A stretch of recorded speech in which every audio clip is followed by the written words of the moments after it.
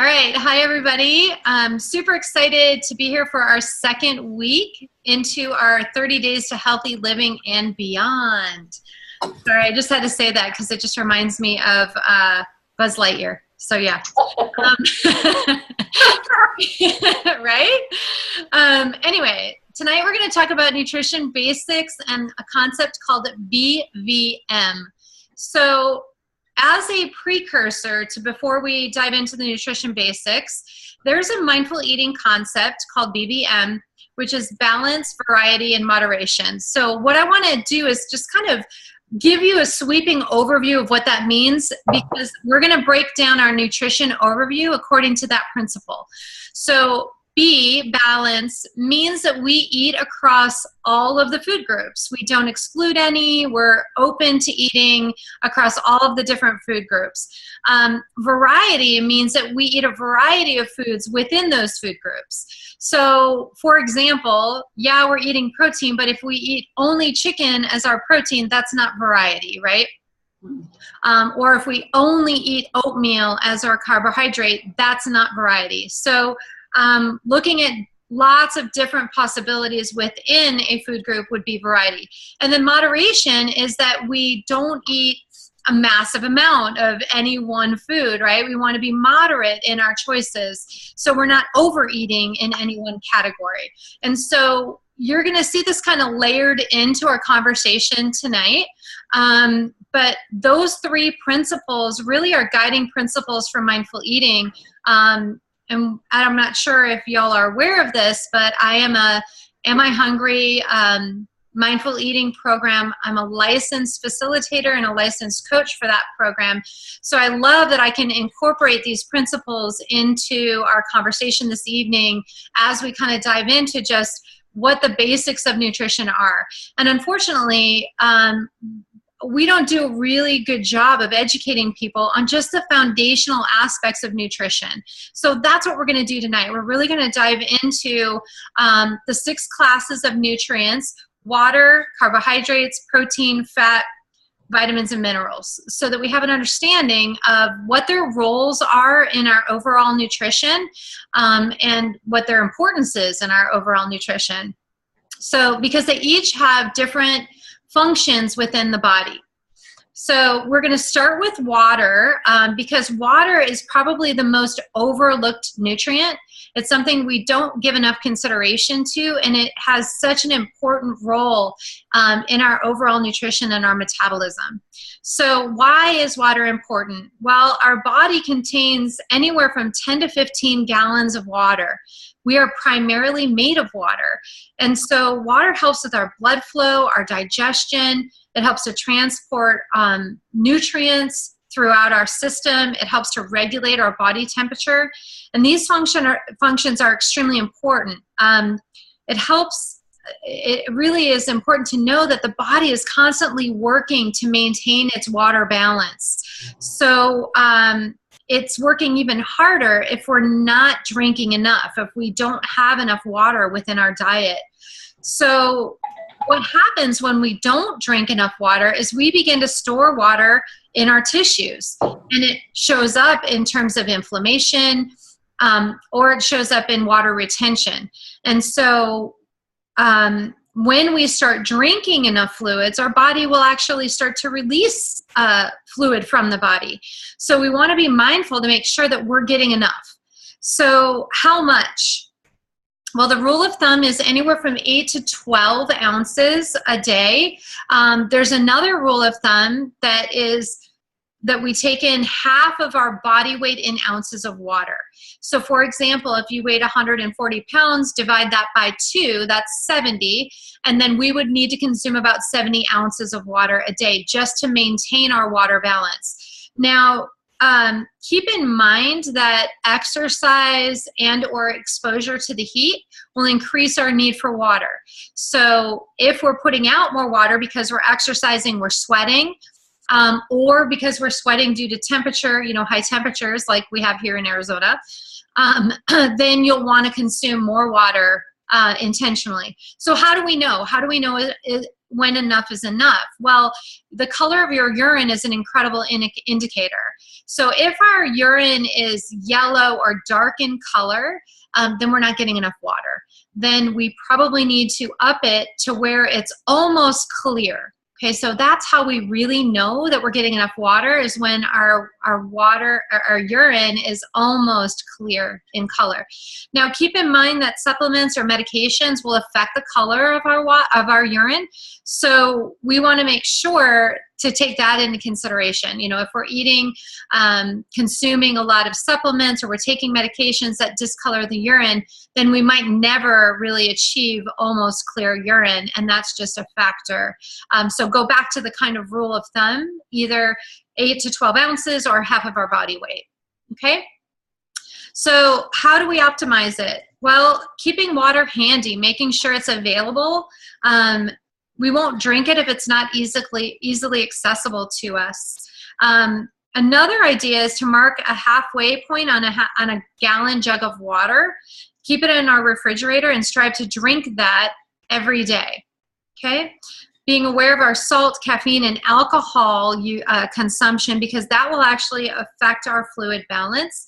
So the rule of thumb for that is, for every ounce of caffeine in terms of caffeinated beverages, or every ounce of alcohol we have, we need that much more water just to be even. Okay, so just to balance out our water levels. So that's how much more water you would need to drink to just level things off. Okay, and like I said, drinking more during exercise, when the temperatures are warm, and then when we're sick. Obviously, we would need more water, especially if we have flu-like symptoms. Then we're going to be losing a lot of water. Okay, so a lot of us don't like the taste of just plain water. I am one of those people. Flavor it up. Throw some lemon in your water. We talked last week when we were talking about detoxification techniques, that having some lemon in our water actually helps to detoxify the body and purify the body. So put some lemon in your water. If you like other flavors, you could do a splash of a juice, like cranberry juice is a great choice. Also, through Arbonne, we have some wonderful additions that you can bring into your drinks. So we have our fizzy drink, which is a caffeine replacement, or a coffee replacement, I should say, loaded with vitamins and minerals. We have a hydration drink that is designed to help you hydrate, especially if you're losing excess water due to exercise or heat. And then we have a pre-workout drink and a post-workout drink for people who are exercising, that are loaded with nutrients and vitamins and minerals and other wonderful additions that help us to sustain our workouts and then recover from them. So those are ways that you can fortify your water and increase your intake at the same time, because it'll have a nice flavor to it. So cucumber is another great addition, mint, other things like that. We just want to be conscious not to add a bunch of sugar or salt or calories to our water unnecessarily, right? So if we throw some mint in there, or we throw some essential oils in our water, lemon, cucumber, that sort of thing, we can flavor our water. We'll be more likely to drink more if you're like me and you don't just like the plain water. But, you know, it will increase the intake that we have. So we also do get fluids from the foods that we eat. So whether it's through soups or salads or vegetables or fruits, there is quite a bit of water contained in those things. So keep that in mind in your overall intake of water. It doesn't just have to be consumed by drinking actual water. If you're eating foods that are high in water content, that is also bringing water into your body and helping you to hydrate, okay? So keep that in mind. But again, soups oftentimes do have a high sodium content, so you'll want to be conscious about that, because it might be counterproductive. If you're eating a soup that has a lot of sodium in it, like out of a can, for example, then it's offsetting any of the positive benefits of the hydration, so you'll still need to be consuming adequate water given the guidelines I gave you, okay? So keep that in mind. Like, what foods are you drinking? Are you drinking juices, smoothies, coffee drinks, etc.? keep that in mind that there are calories contained in those. Sometimes the calories of an entire meal, right? When we're doing food or liquids as a supplement to our regular meals. But again, you are getting your water intake through many of those. So we're gonna move on unless you guys have any questions about water intake. Anything to add? Let me know. No? Okay. So next we're going to talk about carbohydrates.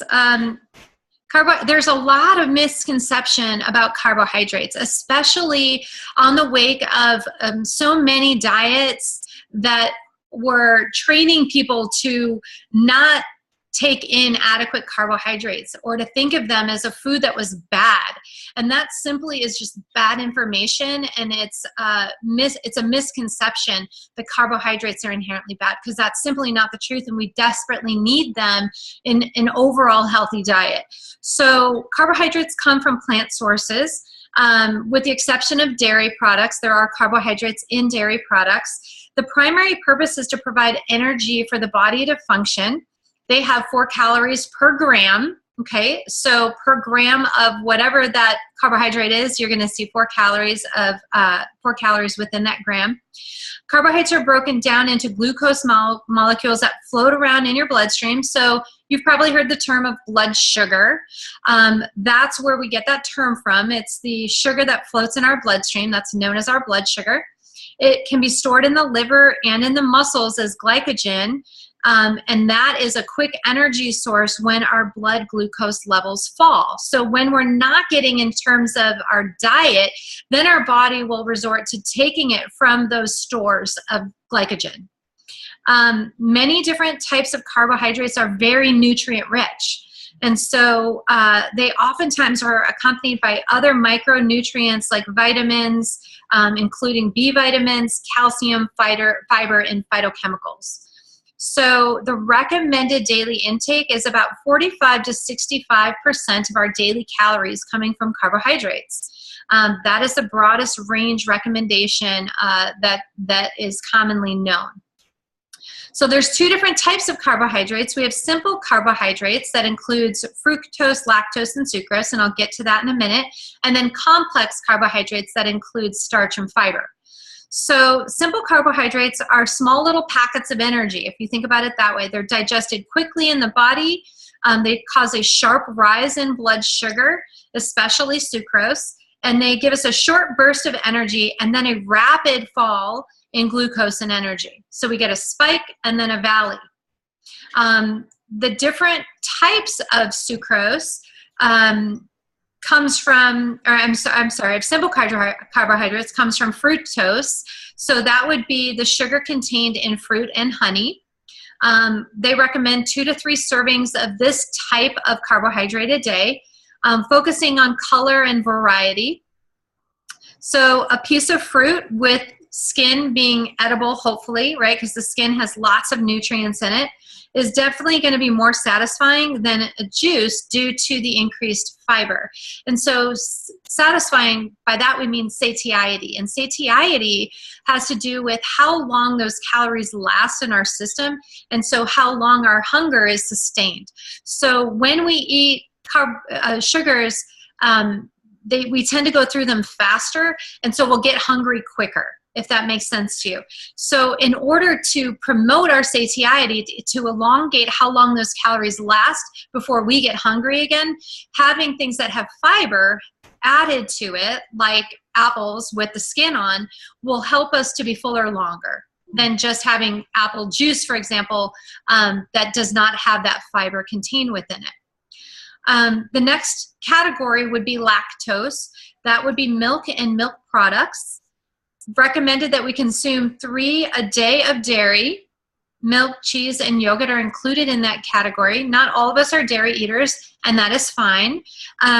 But this particular sugar is also high in calcium, protein, vitamins, and minerals. So when we're looking at lactose dairy products, we would want to be choosing ones that are low in fat and skim varieties due to the saturated fat content. We're going to talk about fats a little bit later. Hopefully that will make that a little bit clearer for you. So we can gradually reduce how much fat is contained in our milk products, for example, by diluting them or going with like 2% and skim varieties. The third category of simple carbohydrates is sucrose. That would be table sugar, corn syrup, or syrup products. Moderation is really the key when we're consuming this type of sugar. It doesn't really provide any other nutrients, so it's not going to be a vehicle for us to receive vitamins and minerals and fiber like the other categories would be. So we know that it causes sharp rises in blood sugar, and then it affects our overall mood and our overall sense of well-being. It increases our hunger, results in less satiety, so it doesn't last very long in our system. And then it also increases our incidence of cavities in our teeth. So the dentist would be happy to hear us saying, let's stay away from sucrose as much as possible. So we want to eat sweets mindfully. Okay, that doesn't mean we don't eat them. In the context of an overall healthy diet, they're perfectly fine. We just want to be mindful in how much we consume of them and what percentage they are of our overall diet. So the second category of carbohydrates is complex carbohydrates. This is going to include starch and fiber, and they provide a more sustained source of energy, do not result in those major spikes in our glucose and energy levels. So starches are going to be long chains of glucose. It's not just a little single simple chain, long chains. The food sources would be grains and grain products like bread, cereal, pasta, rice, tortillas, vegetables, legumes, and beans. In terms of grains, they're recommending that we take in about 6 servings of grains a day, at least 3 of them being whole grains.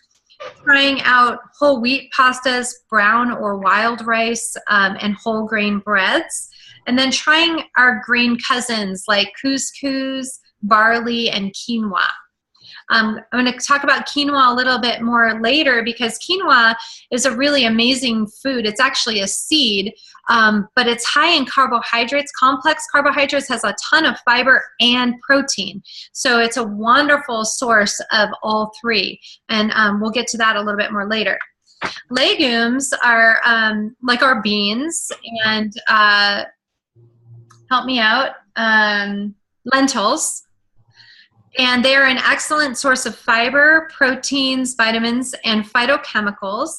They're a great addition when we choose to not eat meat. So for the vegetarians and vegans in the crowd, you guys are probably very familiar with legumes and their importance in your overall diet, because not only do they provide a high source of complex carbohydrates, they're high in protein, and they also have a lot of fiber in them as well. So then the next category would be vegetables. Recommended that we eat 3 to 5 vegetables a day. They're recommended that we eat ones that are low in starch, like green cruciferous vegetables. The ones that are high in starch are potatoes, peas, and corn. That doesn't mean we don't eat them. We just recognize that those are going to have those higher glycemic index attached to them. So we're going to have more of a spike in our blood sugar levels than we would with the others. And then high starch vegetables, they don't contain as much fiber, and they tend to have more calories than their, the high starch vegetables contain more fiber and less calories than the low starch versions. We want to go for color. Colorful typically means there's more micronutrients, so vitamins and minerals contained within. So the more color, the better. We oftentimes talk about eating the rainbow when we're talking about mindful eating. So the more color, the more variations of color, the better. So fiber is long branched chains of glucose. It usually accompanies starch and starchy vegetables like grains, legumes, and vegetables, and simple carbohydrates like fruit. They're often found in unrefined whole grain type products. And unfortunately, fiber is often taken out of those highly processed foods, which we want to avoid anyway. It's indigestible, so it's not broken down for energy for us. It increases our satiety and promotes a slower rise in blood sugar overall. Helps to aid in digestion, so it keeps you regular. And it's recommended that we intake about 25 grams a day for women and about 38 for men. So fiber is very, very important. We know that it helps maintain our colon health in addition to good digestion. It kind of serves as it's kind of an interesting image, but if you imagine like a broom kind of going through your intestines and your colon to sweep out the things that need to go, it has that effect. Okay, so it's basically like taking a brush in there and kind of cleaning things out. So one of the things I love is that Arbonne has an awesome fiber boost supplement. This particular supplement has 12 grams of dietary fiber, all of it soluble fiber, because not all of it is soluble, and it doesn't have any taste to it. So you can throw this fiber into a nutritional drink, a green smoothie, one of our protein shakes, whatever, and you'll barely even notice it's there, but it's going to help you to stay fuller longer, and it's also going to have all those wonderful benefits that fiber provides. Cindy has a little bit more to add about fiber. Yeah. Thank you. As a matter of fact, it's good in your detox tea too. A wonderful addition in your detox tea. So if you're not getting it in your foods, you're not able to add it to your foods, by the time nighttime rolls around, just put a scoop in your tea. Which makes it a little creamy. I found out because I have some heart issues and a lot in our family, but some of my own, and digging into good healthy heart knowledge, I found out that fiber is good for your overall circulation for the same things that Dawn was talking about, because it attaches and moves things through your body that you don't want. But the other interesting part about this is it helps lower your cholesterol. And I got to look at my cheat sheet a little bit on that, because I want to make sure I give this to you right, because I think it's pretty fascinating that it's an overall help. I think it aids your health in just about every way. So some of the ways that it helps your heart includes lowering cholesterol, and soluble fiber, like Dawn said, is what you need to use. And it can reduce both your bad LDL and your overall cholesterol. And so it kind of binds with the cholesterol particles in your digestive system, and then it moves them out of the body, like Dawn was referring to earlier, before they get absorbed. So that's how it helps lower that. So when the fiber binds and removes, it binds to and removes the bile, the acids that are from your body. And then the amount that then, this is interesting, the amount recirculated decreases so that your liver must use more cholesterol. Does that make sense? So I just want to repeat that again, because this is how your body is amazing. So when the soluble fiber binds to and removes bile, it recirculates that and then moves that through. It's just fascinating, so that that cholesterol is leaving your body and creating more. So yeah, so I don't know how much that makes sense, but good for your heart, lowering your cholesterol, so for your overall circulation. So that means everything in your body is functioning better with your daily fiber. So I'd use that boost that doesn't taste like anything, the Arbonne Fiber Boost. So put it on your broccoli, put it in your oatmeal, put it in your detox tea.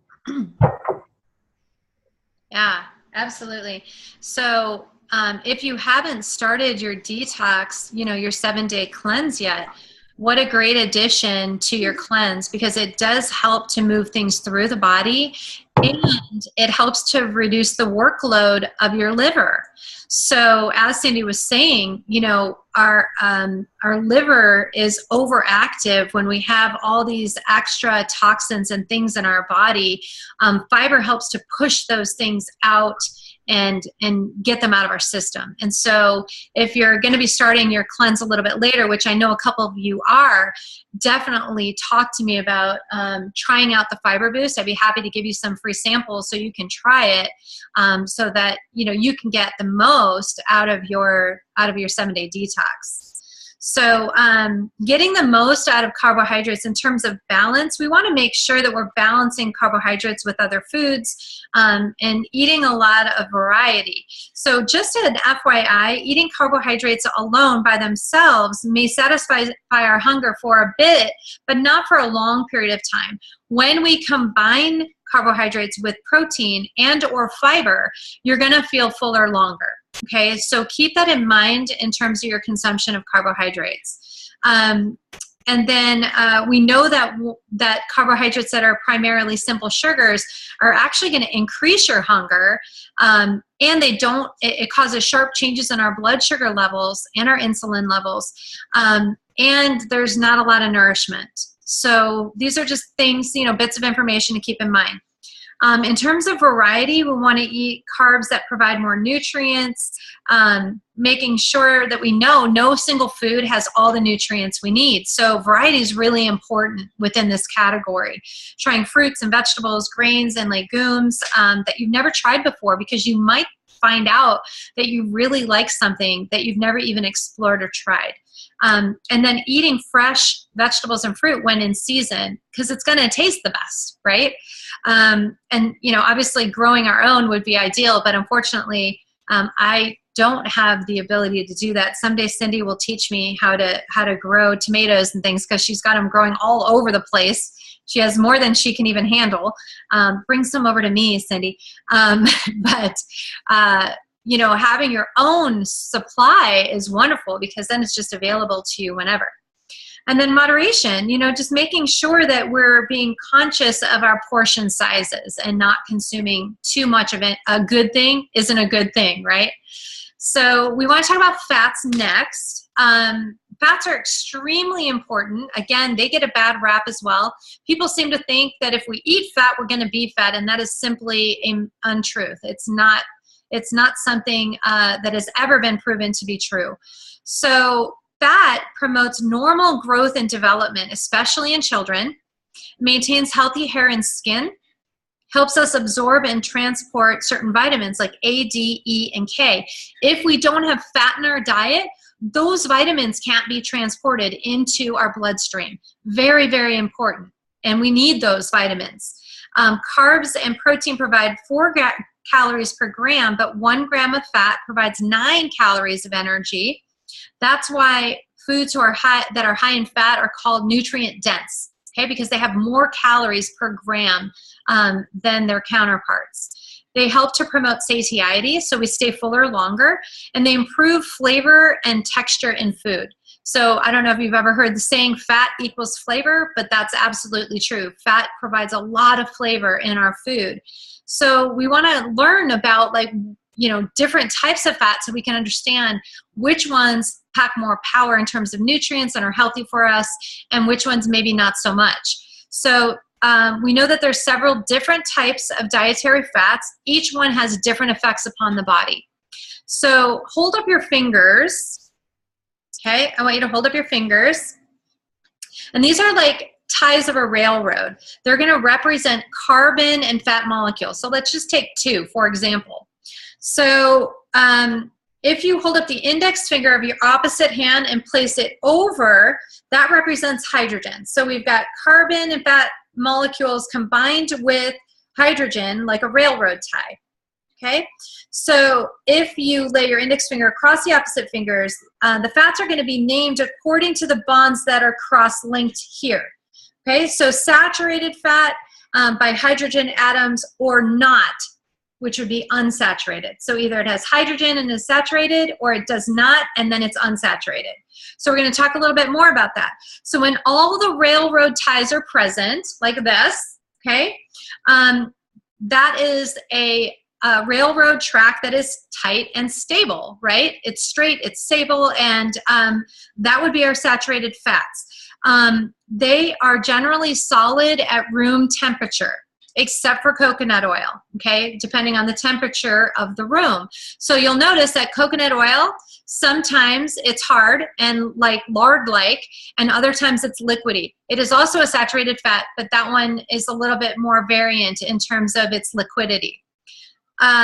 So tropical oils are saturated, like palm, coconut, and palm kernel oils. Animal fats are saturated fats. Okay, so if you've ever looked at a steak and you can see the fat line surrounding the meat, for example, bacon, real good. You can see the meat and you can see the fat separate, solid, right? So we know that saturated fats are associated with heart disease. So we want to be cognizant of that when we're consuming saturated fats and try to keep them to a minimum. That doesn't mean we don't eat them. It means we're conscious and aware. Unsaturated fat, so when railroad ties are missing, okay, none of this, then the track is going to be loose and therefore liquid at room temperature, okay?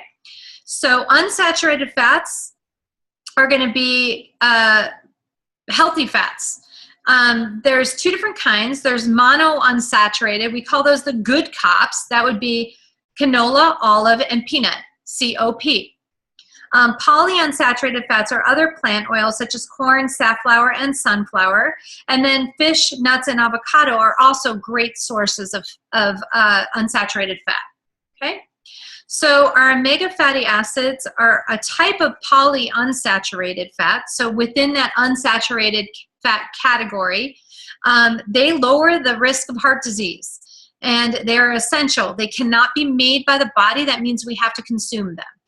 So that would include our omega-3s like fatty fish, also flaxseed, walnuts, and soy contain this kind of fat. And then omega-6s like oils, nuts, and seeds. Okay, so that's where we get our omega-3s and our omega-6s. The ratio of omega-3s to omega-6s is important. So since we get plenty of omega-6s, not always, it depends on your diet, but most of us get more omega-6s, then we would want to focus on omega-3s, like fish or fish oil capsules if we're not going to consume it in terms of dietary intake. Okay, so not everybody eats fish or fish, fish substances, and so if that's the case, then you would want to get yourself a supplement. Trans fats are formed when the hydrogen is bubbled through liquid fats, causing them to form trans bonds. So that also makes them solid at room temperature. But trans fats are often found in snack foods and fried foods. Okay, so they increase our risk for cardiovascular disease, and we want to avoid them. Look for trans fats on the nutrition labels of the foods that you eat and try to avoid them whenever possible. They're listed on the nutrition facts. If there's more than 0.5 grams per serving, then we want to avoid that. We also are looking for the words hydrogenated or partially hydrogenated oils on the ingredient list too, and those are oils that we would want to avoid. Okay? So how much do we need? Well, we want about 20 to 35% of our daily calories to come from healthy fats. So we look at saturated fat, trans fat, and unsaturated fat, the breakdown. We want about 7% of our daily calories to come from saturated fat, about 1% or less to come from trans fats, maybe not at all if you can avoid them. And then unsaturated fats, we want about 10 to 25% of our daily calories to come from those kinds of fats. Okay? So there's some suggestions here. I'm just keeping an eye on time in terms of how we optimize our fat intake based on balance, variety, and moderation. So read through that in your handout. See me or Cindy or whoever shared this video with you to get a copy of that handout, and you can read through those suggestions so that you have all of that information available. But I do want to highlight a few key points here. We want to pay attention to portion size, making sure that we have moderate consumption because of the caloric density of fats, knowing that it's 9 calories per gram, right? We want to eat it in moderation. Hydrogenation is a chemical process where that missing hydrogen atom is added back in, forming a trans fat. That is something we want to avoid. Fish has healthy omega-3 fatty acids, particularly salmon. So try to eat 2 servings a week. Like I said, if you don't eat fish, no big deal. Get yourself some omega-3 supplements, and you can take it that way. And by the way, if you don't like the taste, if you feel like you burp up the taste of fish afterward, here's a key for you. Freeze them. Put them in the freezer, and then consume them straight from the freezer. You won't have that taste in your mouth, and you won't burp it up. Okay, so just a little pointer for you. Omega-3s are also found in flaxseed. You can throw flaxseed in anything and you will not notice it. Very much like the fiber that Cindy and I were talking about. You can throw it in your yogurt. You can throw it in a smoothie. You can throw it in the desserts that you make. You can throw it in the chili you make, whatever. You'll never even know it's there, and you're going to be adding all that great nutrition. By the way, low fat and fat-free doesn't mean it's necessarily healthier. This is a misconception. We see the words fat-free or low-fat, and the reality is that somewhere they're either putting an emulsifier in there, additional sugar to make up for the absence of the fat, or there's trans fats or something in there that we probably don't want. So if at all possible, don't go for those low-fat, no-fat variations of food, because they're oftentimes not even real food. There's chemicals and things that have been added to offset the lack of fat that's there. Just be wise in your intake of fat, okay? All right, you guys have anything to add or any questions? No? Okay, next we're gonna talk about protein. Protein is extremely important for our optimal health. Protein is found in every single cell of your body, and it plays a role in bodily functions from walking to digesting food. Pretty much most of our bodily functions rely on protein. It helps to build, repair, and maintain organ and muscle tissue. It maintains healthy skin and hair. It's responsible for the production of enzymes and hormones. It's very important in terms of our immune function. It helps to regulate our fluid balance. And we know that in terms of energy, 1 gram of protein breaks down to 4 calories per gram. So ideally, carbohydrates and fat are used for our energy needs, sparing protein to be used by our body for vital function. So we don't want our muscles to be broken down to be used as calories. If we're getting adequate carbohydrates and fat in our diet, the body doesn't need to rip into our muscle tissue, for example, to draw calories from it and take it away from the vital functions it's needed for. Does that make sense? Okay. It has a huge role in our overall hunger and fullness.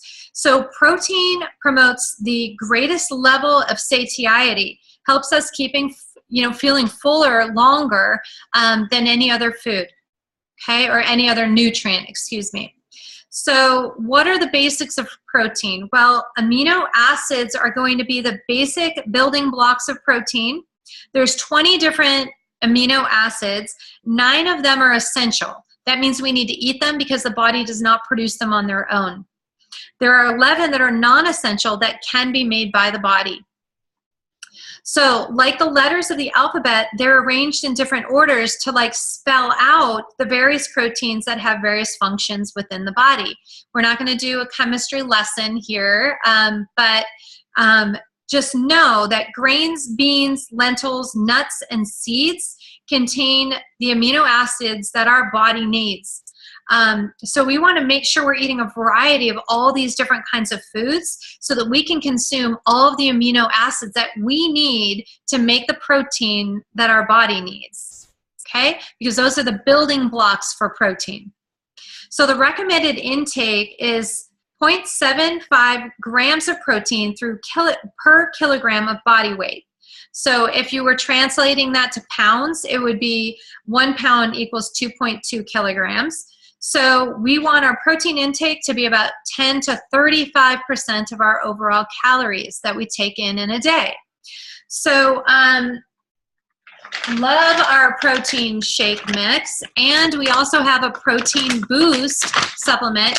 So we talked about this a little bit last week, but I want to just highlight it again because this has 20 grams of vegan protein per serving.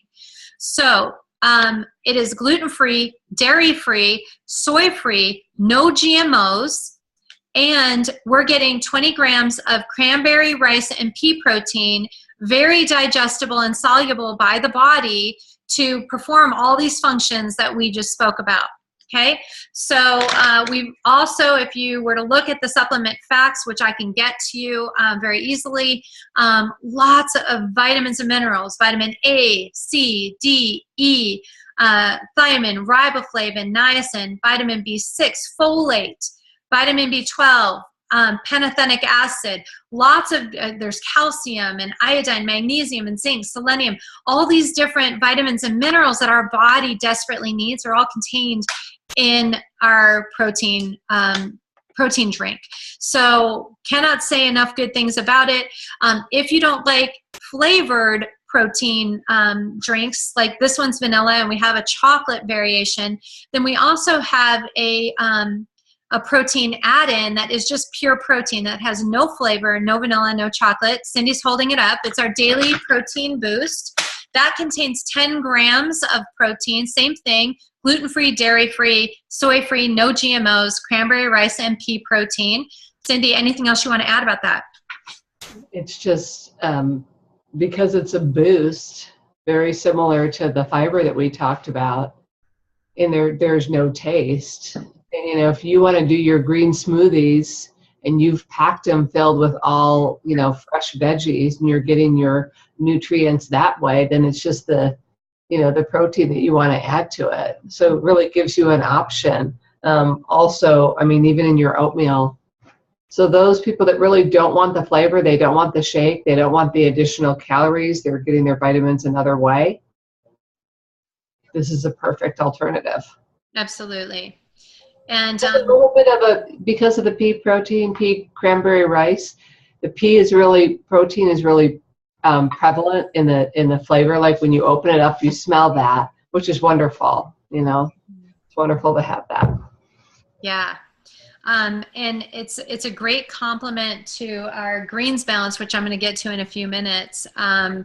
Those two work really well together. If, like I said, you don't want like a vanilla shake or a chocolate shake, but you prefer more the green side of things and, you know, more those kinds of smoothies or green drinks, you can add that protein in to make sure that you're getting your, you know, your building blocks for all the functions your body needs to do. Dawn, yeah. I just want to add in quick before we forget, and speaking of the vegan protein, know that we also have an omega-3 plus, you know, tablet that's available, or capsule that's available. So what's good about that is it's a vegan capsule. So those people that are on the call that don't want to do the fish oil, that don't want that, it's derived from algae. So that's how they get that. So just know that that's just another thing that we have available in our kit.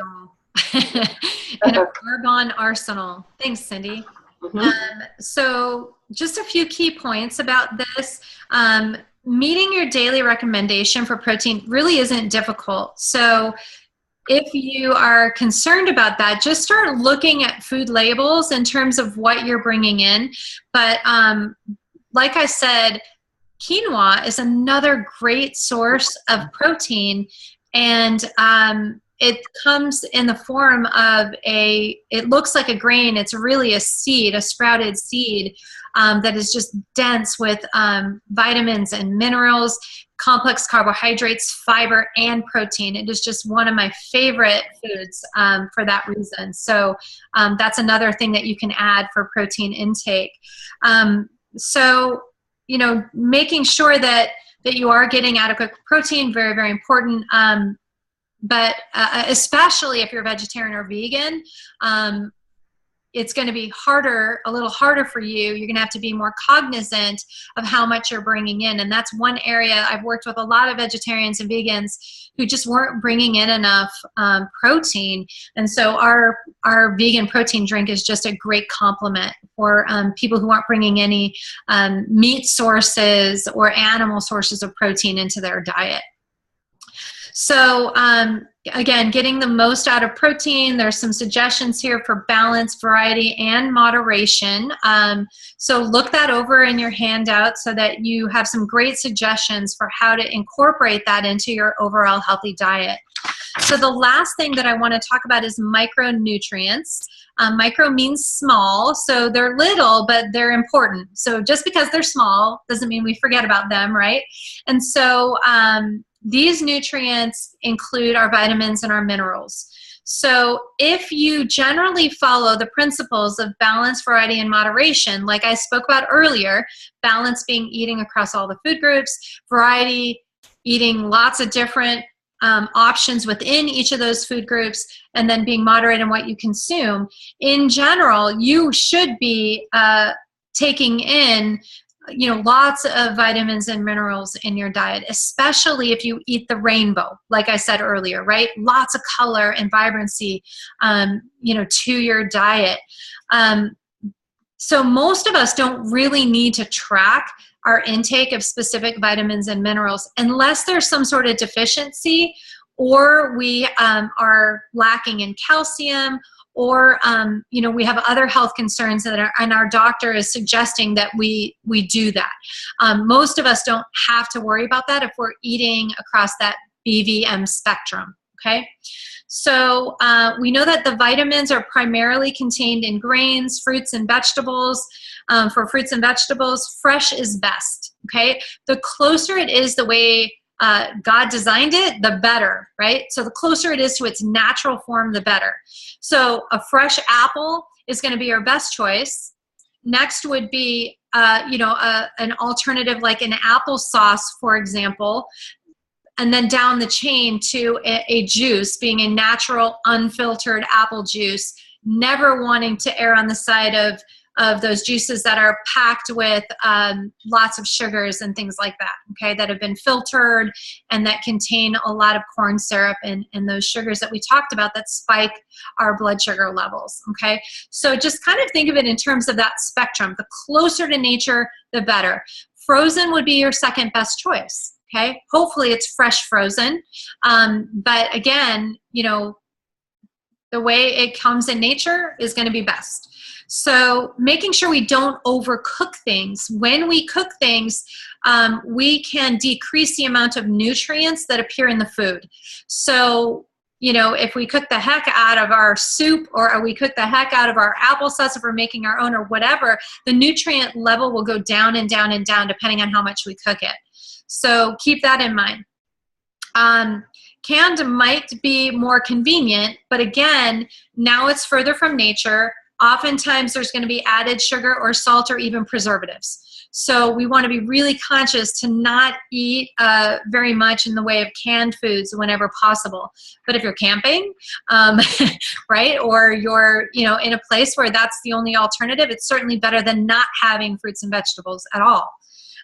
Minerals are going to show up in our low-fat dairy products, lean cuts of meat, great sources of minerals. But again, we will see minerals contained within our leafy vegetables as well. Variety is going to be the key to making sure we get our macronutrients into our body, knowing that no single food item has them all, okay? Take advantage of seasonal availability. So, whatever's in season, obviously, great time to take advantage of eating those foods. They're going to taste the freshest. They're going to taste the best. They're going to have the most flavor when they're in season. So take advantage of that. Go for color, like I mentioned earlier. We have a whole list of superfoods available in Eat What You Love, Love What You Eat, which is basically the book that goes along with the Am I Hungry? Mindful Eating program. If you'd like me to get a hold of that superfood list for you, I'm happy to do that. Those are going to be the foods that are really dense with these micronutrients, phytochemicals, antioxidants, things like that, that are really nutritious for the body. And then again, moderation isn't going to be a concern for micronutrients unless you're taking supplements. So in that case, we just want to be cognizant of not taking in more than what's recommended on a daily basis. Okay. So one thing I want to mention is that we have this wonderful greens balance. And one of the things that I love about this is it covers the whole spectrum in terms of the rainbow for fruits and vegetables. So it covers, sorry, I don't have my glasses on, but it covers greens. I'm not going to list all the different things that are in here, but lots of different fruits and vegetables like alfalfa and barley grass and kale and broccoli in the green spectrum. Then we have yellows like pumpkin and carrot and peach and orange and sweet potato. We have reds like red beet, pomegranate, cherry, raspberry. And then we have a proprietary omega-3 seed blend that's contained in here. So we're getting omega-3s in here as well. And we have a proprietary blend of blues that includes grape, prune, elderberry, blackberry, blueberry, blue currant, and some other things. So the whole spectrum of the rainbow is represented in these greens. And one of the things that I really like about these is I really don't like, some people really like wheatgrass and greens and the taste of fresh lawn.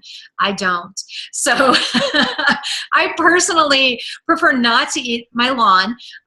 This doesn't taste like that. So that's my point to you, is that you can make a beautiful greens drink. You can add other things to this. And it's got a very nice flavor to it where it doesn't taste like you're going out and grabbing your lawn clippings and munching on them. So I'm just saying. But anyway, so this also has 2 grams of protein, interestingly. Wow. And 2 milligrams of iron. So we've got some other things added in beyond, our wonderful vitamins and minerals that come from all the greens that are contained in our greens balance. So just wanted to do a quick plug for that as well. In your 30 days to healthy living booklet that you all received, and if you don't have that, ask me, I'll get it for you. There's lots of other products available, and we do have supplements available for all of the things that we mentioned tonight. So if you're interested in knowing how, to get your RDA of all, the vitamins and minerals that your body needs on a daily basis, we can help you with that. We can help you in terms of fortifying your water. We can help you with, anything that you might need. So feel free to ask Cindy or myself or whoever shared this recording with you, because we have lots of wonderful nutritional products that we are happy to share with you. And if you are really kind of needing to repair and restore your relationship with food, and you've struggled with dieting or learning how to manage your weight effortlessly, you struggle with overeating, whatever the case may be, then talk to me, because I teach an 8-week program, or I can work with you individually one-on-one to coach you to repair that relationship with food through mindful eating. So any questions or comments from you guys? Good. Thank you. All right. You're welcome. And thank you for sharing some great information with us, Cindy. Exciting. I feel like I want to read this over a couple times and then highlight and look at really what I'm missing from my diet. Because as you went through it, I'm like, yep, I haven't been eating that enough. That could have something to do with some of my fatigue and being tired. And so thank you, because I'm going to go through and highlight and add them to my shopping list. Yeah, awesome. Yeah. And it's true, because what happens is we get kind of in ruts with our food intake. We like certain things and we eat those on a regular basis, and our diets may be overall pretty healthy, but there might be key things that we're just not eating or not, we're not including in that diet, and we forget about them, and go, oh my gosh, yeah, I haven't eaten salmon in a while. I need to start incorporating that back into my diet. Or gosh, I forgot that, flaxseed has so much nutritional value. I could easily throw that into, my yogurt or my granola or my oatmeal or whatever, and just add some great nutrition to it. There's so much that we can do. And I think, we need like calls like this and this kind of information to just remind us of areas where, oh yeah, I kind of got lazy there. I forgot about that, or I never knew that information. And that will change the way that we eat overall, so that we're eating healthier and feeling better. Yep. So, all right. Well, thanks, guys, for participating with me tonight. Next week, we're going to meet again on Wednesday at 7 p.m. Arizona time. And we are going to really kind of knock out some of the general principles of mindful eating. So I'm really excited about that. And even if we think we're mindful eaters, I still want you to participate, because my guess is you're going to learn some things. Make sure that you have something delicious that you love, just a little bit, whether it's a piece of chocolate that you love, or some other food that you really, really love. Have that available, because we're going to do a little mindful eating experience together. I'm going to get you to slow down and pay attention and really enjoy it, and teach you how. So just to have something available for that call next week. All right. Peace out. Thank you. You're welcome. Bye.